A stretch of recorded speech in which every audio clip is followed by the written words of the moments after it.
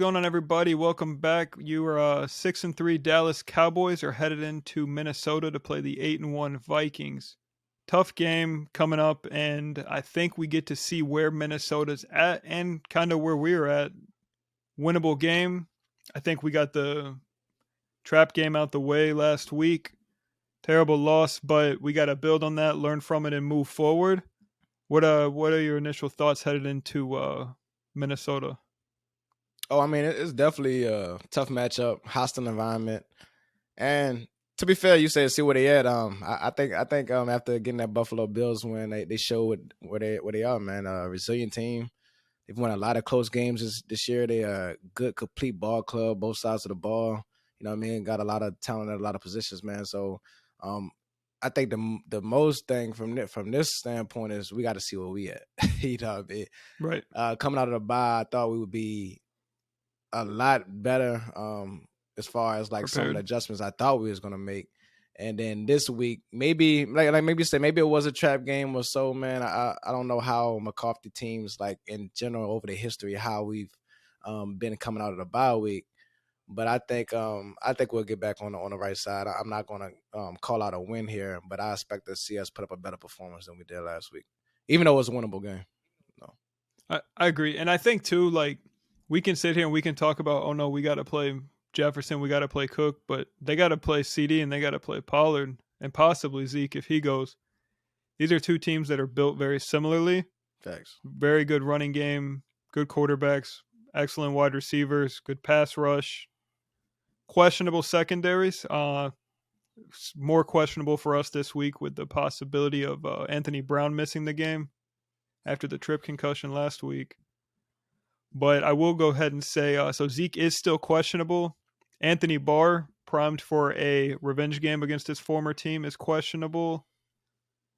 That kind of wraps things up on our side. Defensive tackle Dalvin Tomlinson is questionable. Offensive tackle Darisaw left the game early last week with a concussion. That's kind of major for them. And then Za'Darius is dealing with a knee contusion, so he might lack a little explosion next week, or I guess this week. Yeah, man. So I think like we're similar in a lot of ways, right? We got explosive running backs, offenses that as of late, I mean, we with Dak back in there, obviously we're a lot different, but and then defense, they got high level players, I look at that secondary, and you do have a guy in Patrick Peterson who's having one of those turn back the clock years. He got 3 interceptions on the year right now. Harrison Smith, he's always Yeah, been one of the better safeties in the league. I mean, he's sitting there around 4 picks. And then Za'Darius Smith, man, second in the league in sacks, man. So this guy is one of those primetime players.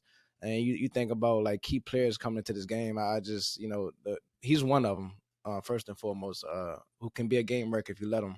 And then I look at Justin Jefferson and how that matchup will play. And then a guy like Dalvin Cook, who's yet to explode, but it's one of those guys that just like, any given Sunday, we know what type of player he is. So he'll always be a key player in one of these type of matchups. right, of course. I think too, so talking about Za'Darius, I think it will be key to ensure a chip, either from the tight end position or running back position on passing downs. We cannot let him line up one-on-one with either one of our tackles. But I do anticipate him lining up a lot over on that left side of our line. That's our weaker side. Yeah. It's definitely some changes to be made. I'm not sure if it'll be this week. As we get deeper and closer to the game time, we'll see how it plays out. But just coming out, you hear Jerry Jones saying not Tyler Smith, but in general, Jason Peters is starting to get the work at the left tackle position. So now it seems like they're getting up to put Jason Peters at left tackle, and now the thought of moving Tyler Smith inside the guard is now coming into Ooh. play. And it's two sides to that. I'm wondering, too, is it because you have a Tyron Smith getting ready to come back who's on the horizon, or because something about that guard position just make the Dallas Cowboys just I know what it does to me. You know what I mean? Connor McGovern, he's been a Mm-hmm. guy, but it just hasn't been enough. So Right. yeah, I think like you say that they'll give Tyler Smith some help because you don't want to leave a guy like Darius Smith over there on the island. So well, you don't want to leave him on the island against him. So definitely. Absolutely. I think too, so I bet you they're gearing up, getting Tyler comfortable at left guard, so that when Tyron Smith comes back, there won't be a miscue on that offensive line. This makes sense. But yeah, man. Outside of that, man, and the key players, man, you got guys that there's definitely they got some playmakers on here. We spoke about Patrick Peterson, Harrison Smith, Eric Kendricks is another guy, man. Athletic linebacker who can make plays, man. Daniel Hunter, another guy on that defensive line. They just got T.J. Hawkinson over, what I mean, during the trade deadline, and another piece to this offense. We seen him. I believe it was week 7. He had 4 catches, 48 yards, man, and then you got Jordan Hicks, who leads the team in tackles. Got a couple sacks on the year, man. They got some explosive players. And Kirk Cousins had a good year, man. Right now he's at right around 2,400 yards. He got 14 touchdowns, 8 interceptions on the year, which is, the fourth most, but a lot of that came from that Philly game. I don't think we'll be getting him in prime time this week, but if we can put some pressure on this guy, it's definitely some plays to be had. So let's talk about some of the key factors in this game, man. So when I talk about, like, what do we have to do to win this game? Like, what are you thinking? I think to be honest, and they've got a good run defense, but we've got a good rushing game. So of course we got to try to get close to that run pass balance. We cannot throw the ball as much as we did last week and expect to win because you cannot control the clock that way. So not having Zeke this game, I do think will play a factor because he would be vital in pass pro. So run the ball, I'd say 25 touches to the running back position, no more than 25 to 30 passes from Dak Prescott is the remedy to success. We talk about it almost every week. Get Dalton Schultz involved. Jaron Kearse needs to cover TJ Hawkinson the whole game because he's yet to score. He's getting all these targets, and we cannot let Hawkinson explode on us. Also, we need safety help. Last week we got burned, and there was no center field safety play, and I think that has to be a priority. Malik Hooker needs to stay over the top of things. And when I say over the top of things, I mean Justin Yeah. Jefferson. Like two on that guy at all times. I don't even want to mess around with that. Like Trayvon Diggs, he gonna have to follow. Like you said, keep one on the top, man. I'm hoping, as much as we bag on Anthony Brown, I think I've seen enough of everybody else. That game where I was like, okay, I understand. He's not the best, but the main thing I noticed was the miscommunication. Like, guys just didn't, for whatever reason, didn't know where they needed to be, man. So just having that veteran experience out there, hopefully we get an Anthony Brown back this week. And I think you said a great thing about just kind of sticking to the run game. There's no reason that, last week, the ratio should have been what it was. So I think definitely just having that balance, win or lose, you got to keep these guys honest. So Kellen Moore, hey, Mike McCarthy, come down, give him a slap on the wrist or something, man. Tell him to tighten up, man. We definitely need to get back on that side of the ball. The main thing that stands out to me, I would say, is first down and second down defense. You may wonder why, why those downs. It's because, what I've noticed these past couple weeks is like these teams are doing what they can to get ahead of the chains to keep the Cowboys pass package that we really like to do, that pass rush package off the field.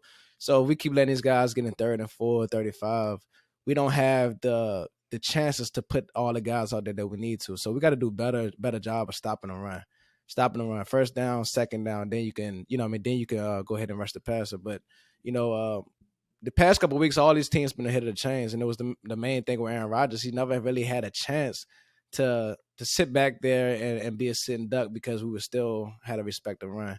And that's some of the same things we need to. But, I mean, that's just football. That's just law. And it's something that hopefully they keen on this weekend, for the rest of the season, because we can't be at our best if, it's 3rd down and we got to play the run. And obviously that's one of our weaknesses at this point. Absolutely. I think, too, so obviously Mike is not himself lately, and that hurts this defense tremendously, but Dan Quinn needs to tighten things up. That's his job. We need as much speed on the field as possible. So I do think that when Micah is dropping back into coverage or off the field, like Van Der Esch is a liability because he doesn't have the speed that Damone Clark has, or Jabril. I mean, I believe Jabril's active. So we need as much speed as possible out there, especially when we're getting burned on the outside in the run game. Van Der Esch's pursuit is not all there. So if we can get speed at linebacker out there, especially on the early downs, like if you want to put Van Der Esch back there, 3rd and 10, when it's an obvious passing down and let him play middle zone, absolutely do that. You know what I mean? Yeah. And it's crazy you say that because it's one of the things that stood out to me and I just didn't understand just kind of looking back at the last game, right? We seen that Micah was that linebacker for majority of the game.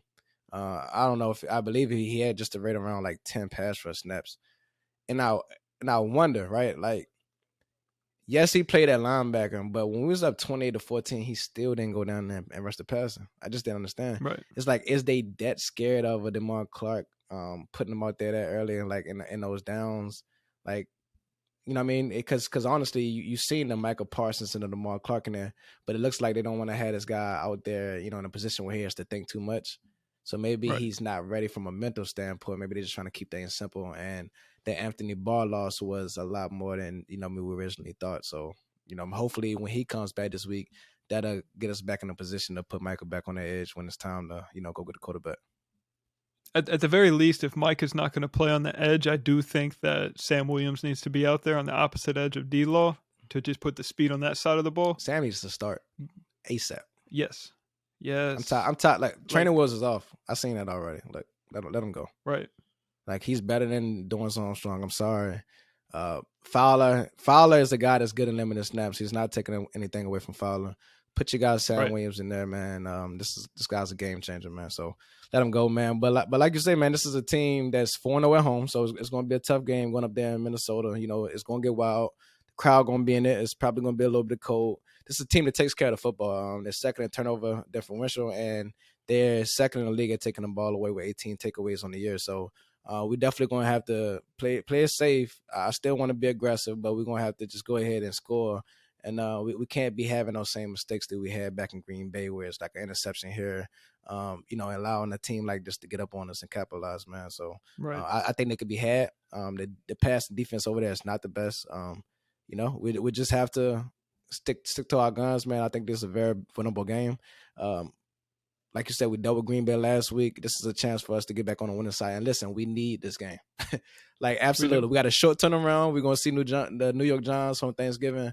We got to come in there. We got to win this game. And, we got a lot to prove this week.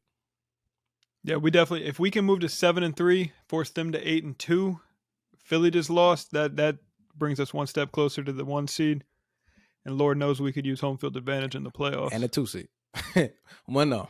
Well, no, we can't get it to the 2 seed, but either way, we gotta get somewhere where we're comfortable because this wild card is getting tight. It's getting tight. Teams that we thought was out of it, they're coming on. They are. But yeah, appreciate you all for tuning in. You got any final words? Nah, that's about it, man. Let's go ahead and get this dub. Cowboy Nation, look, man, we're gonna bounce back, man. I know the sky falling for a lot of y'all, man, but all the fair weather fans, hey, go ahead, get off the train, get off the bus if y'all need to, man. All the real ones, stay here, man. Peace.